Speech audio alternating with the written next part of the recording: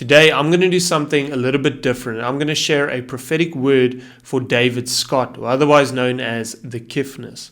Now, if you are a South African, you most definitely must have seen one of his videos, one of his songs that he does. Because David is a very unique artist and what I would actually say an icon or a personality in the music industry, not just in South Africa, but in the world. Because David has a very large following on Facebook alone. He has 3 million followers.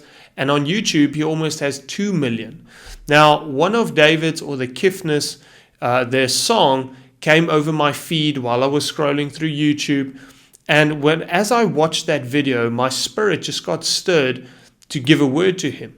So David, if you are watching this, I really pray that you get to listen to this. And I just want to be upfront about this. I am not doing this to get any kind of recognition, any kind of feedback, any kind of response from you. Now, I will probably never know if you even receive this word, if you even listen to this video, but I really pray that you do, that you can be encouraged by this, you can be uplifted by this, but most importantly, that you can know that the Lord has you on his heart.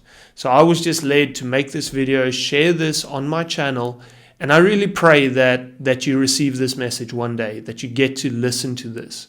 Now, I'm going to share a few things with you. For those people that are unfamiliar with prophetic ministry, it's not that we go and research the people or anything. It's as simple as coming before the Lord, praying, listening to what the Spirit of God is saying, and then communicating that to the person or the people group or whatever it may be. So I made a few notes of what I'm experiencing. The Lord is saying to me, a few things that he showed me in a vision. And I'm just going to share this with you. And I really pray that this blesses you as much as you bless everyone that watches your content.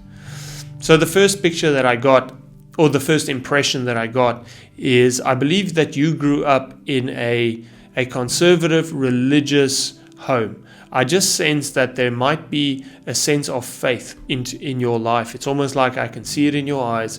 And I have this impression that you do know the Lord, that you were raised in a Christian home, or some kind of religious connotation to Christianity is what I'm sensing. Then I got a vision of you as a little boy. Now, I remember when I was a little boy, we used to, I would say, play around in the house doing like mini concerts almost in front of your parents or maybe your older siblings. And this was the context of the vision that I got, is I saw you as a little boy and you were wearing a cape. I believe it's a red cape that I saw in this vision. And you had something on your head, you had a sword in your hand, but there was also a musical instrument in this vision, in this picture that I got. And I heard the Lord say that performing is in your blood, but it's not in your family. And the interpretation that I have from that is that you were always the odd one out in your family, that you don't come necessarily from a family of performers, from a family of artists, people that are musically talented as you are. Because your musical talent is evident.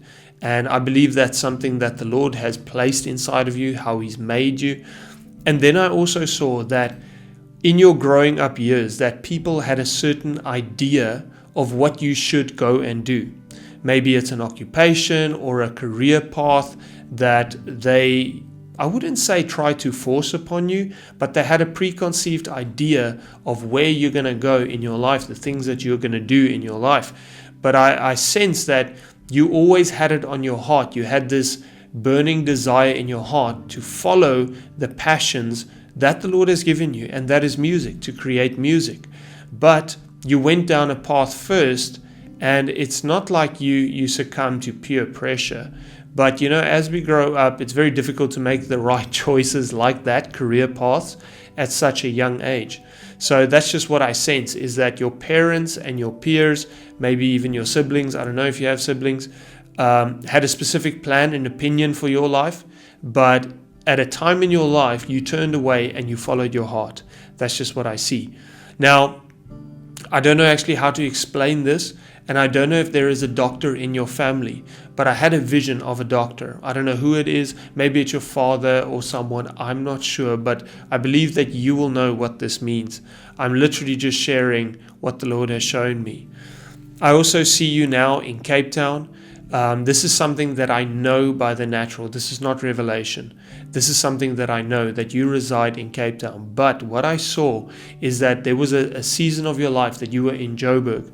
I don't know what you were doing there, but I had a sense that in this season that you were in Joburg, how you thought this was an establishing moment in your life and in your career. Like this is something that you were doing there that you thought this is what your life is going to look like. This is what you're going to do for the rest of your life. And I heard the Lord say that was not the establishing phase. That was only the preparation for what is to come, for his true purpose and plans for your life. And David, I just want to tell you that the time that you were in Johannesburg, that season, I don't know exactly what happened there, but the season that you were in Johannesburg, it's not something that was wasted. The Lord was preparing you for what you are walking in right now. I saw while you were in Johannesburg, at some point, there were people that tried to exercise control over you. And it's like you don't do well under those circumstances where people are trying to place you in a box. But I saw that in that time where people try to control you, people try to keep you in this box, it actually like muzzled your creativity and your passion. It's like something inside of you was being constrained in that time. And then, as I said, something happened and you broke free from this and you truly started following your heart and you broke free from the preconceptions of what people had of you, the ideas, the thoughts, the plans that they had for your life. You broke free from that. I also see that while you were there, it was like you were building someone else's empire, is the picture that I got, that the Lord showed me. And at some point, it all came tumbling down. It all came crumbling and falling apart. And I also see how many people were disappointed through this season. Then came a starting over in your life. I saw a season where everything came and it stood still. It felt like nothing was moving. It feels like you were wasting time just standing still. But in actual fact, I feel like the Lord just wants to point this out, that you always knew what you wanted to do in that time. That even in that standing still season, there were thoughts going through your mind that shouldn't you retreat back into the place that you came from.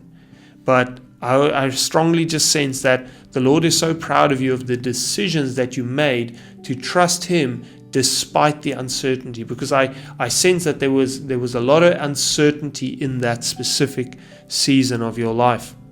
David, this is something that's very important.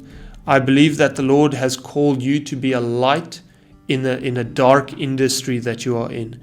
We all know that the music industry is it's not an easy industry to be in, because it has such a secular twist or nature to it. And I believe the Lord has called you to be a light in a very dark industry and situation. Now, David, I saw how the Lord has taken you away from a certain people group. At some point in your life, He took you away from a certain people group, because I see the Lord lifting you out of this people group. And what I see is how the Lord is going to make this happen, where you are going to be put in front of those people once again, the people that disappointed you, the people that tried to control you, people that tried to place you in a box. You are going to come before them at some point again in your life. And David, hear me when I say that this is a very important point, because the Lord has given you a voice. He wants you to be a voice for those that don't have a voice. He wants you to be a light in this dark place. But He's going to place you before those people once again. He's going to give you favor with those people. And they will actually listen to what you have to say in this time. And that's when I see a great crossroads that you're going to face. A decision that you have to make. That will you be the voice that God has called you to be? and be bold and unashamed about your faith and about the gospel? Or will you retreat back into all that He has delivered you from?